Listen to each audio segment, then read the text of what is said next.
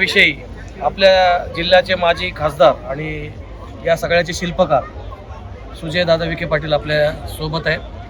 या प्रदर्शनाविषयी ते त्यांचं मनोगत आपल्यापाशी 2 मिनिटात व्यक्त करतो। महाराष्ट्र शासन, कृषी विभाग, तसेच ग्रामविकास विभाग आणि उमेद हा जी एक संकल्पना याची सुरुवात खरं तर माननीय नामदार राधाकृष्ण विखे पाटील साहेबांनी जिल्ह्यामध्ये केली आणि या संकल्पनेच्या माध्यमातून सगळ्या गोष्टी साध्य होतात।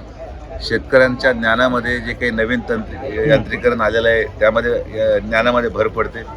नव्या उत्पन्नाच्या साधनं आणि त्याचं नॉलेज हे या कृषी विभागाच्या मार्फत दिलं जातं। तसंच आमच्या जेवढ्या माता भगिनी आहेत जे बचत गट त्यांनी स्थापन केलं आहे, आपलं एकमेव जिल्हा असेल यामध्ये बचत गट फक्त कागदावर नाही आहेत, प्रत्यक्षात रूपामध्ये आलेत आणि वारंवार त्यांना ही ताकद दिल्यामुळे आज अशी परिस्थिती आहे की जेव्हा असं एक मेळावा होतो किंवा असं एक प्रदर्शन होतं तिथं आपल्या महिला एवढ्या मोठ्या संख्येने येऊन स्वयंपाकाच्या माध्यमातून जे काही फूड स्टॉल निर्माण होतात, फूड स्टॉल खाद्य संस्कृती आपल्या जिल्ह्याची पाहायला मिळते। आणि ज्या संकल्पनेत आपण सुरू केलं त्या संकल्पना आजही जिवंत आहेत। राजकारणामध्ये कोणाच्या पराभवाने काही थांबत नाही।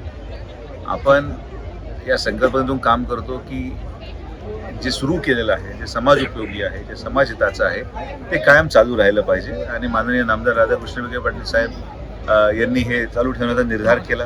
कृषी विभाग, बोराळे साहेब असतील, आमचे जगताप साहेब असतील उमेदचे आणि इतर सर्व विभागाच्या लोकांनी त्याला पाठबळ दिला। आता आम्ही एक संकल्पना मी स्वतः पाहिलेली की फूड फेस्टिवल व्हावं अहिल्यानगर शहरामध्ये। काय आता हे थालपीठ वालपीठ आता खाव झालं, आता कुठेतरी नॉनव्हेज मिळालं पाहिजे, मासे मिळाले पाहिजेत, तांबडा पांढरा रस्सा मिळाला पाहिजे, अशी संकल्पना घेऊन मला वाटतं की आम्ही 1 महिन्यानंतर नियोजन करतोय की या अहिल्यानगर शहरामध्ये सगळ्यात मोठं फूड फेस्टिवल होईल। फक्त फूड फेस्टिवल, फक्त जेवणाचं, कारण की जेवढं आवड नगरच्या लोकांना खाण्यासंदर्भात आहे मला वाटत नाही महाराष्ट्रामध्ये कोण आपल्याला पाहायला मिळेल। खवय्ये लोक आहेत आणि खाल्लं पाहिजे। माणसं जेवढी कमवलं ते खाण्यासाठीच कमवतो।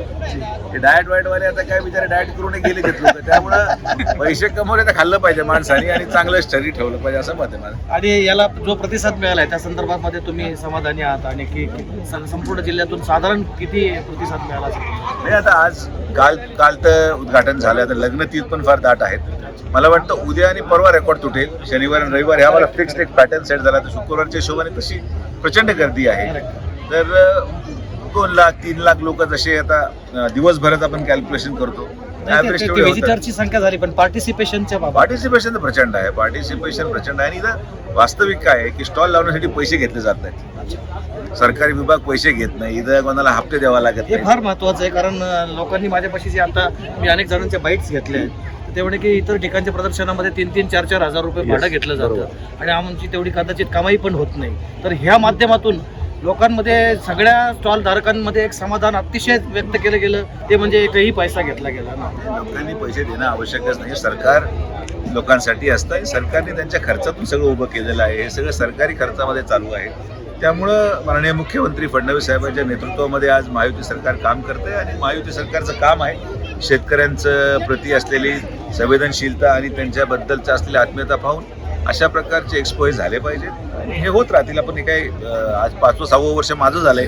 हे कार्यक्रम पाहता, तर अजूनही याला वेगळे स्वरूप दिले गेले पाहिजे। यावेळी दुर्दैवाने आम्हाला सांस्कृतिक कार्यक्रम ठेवता आला नाही। स्वर्गीय अजितदादांची घटना घडल्यामुळं आम्ही त्या संभ्रमात होतो की आता कार्यक्रम घ्यायचा कसा, पण असं वाटतं की आम्ही प्रयत्न करतो तरी आज किंवा उद्यामध्ये एक तरी साधा महाराष्ट्राच्या संस्कृतीला साजेल असा सांस्कृतिक कार्यक्रम आम्ही शोधतोय। ते दादांचं दुःखद निधन झाल्यामुळे आम्ही घेतलेलं होतं सगळं, पण ते रद्द केलं।